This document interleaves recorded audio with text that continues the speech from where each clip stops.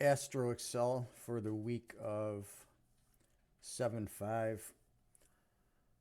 Sunday, starting out here, what I've done looking at the Astro Excel for this week ahead, I've marked vertical lines on some of the key points. I explained this indicator last week. We're looking for pivots here, and the bottom one is an indication of expected polarity.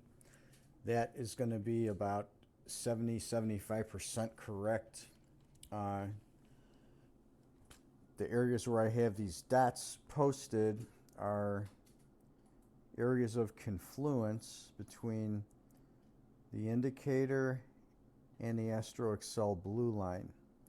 So here on this particular time point, we've got an expected low, but we've got a blue line high peak on the Astro Excel.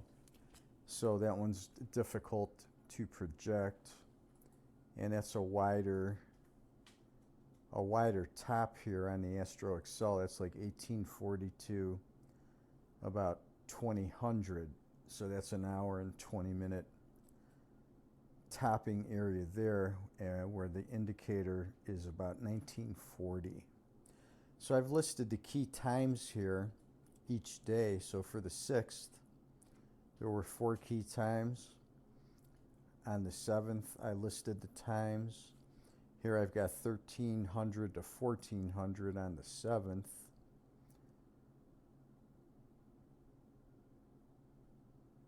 And that's because we had a blue line peak right around 1300 and the indicator timing peak at about 1400. So I put the dot there indicating that. Notice how we have polarity alignment there. So I've also listed out the key times for July 8th. So all of those are there. I may put Thursday and Friday out later in the week, but that's what we have right now.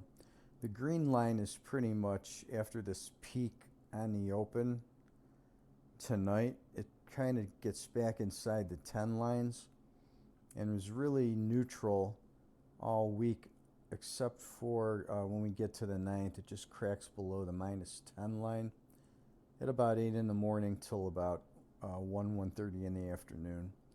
And then really that's it. It breaks out to the upside later in the week around 1:30 in the afternoon and gives some bullish pressure to the close on Friday.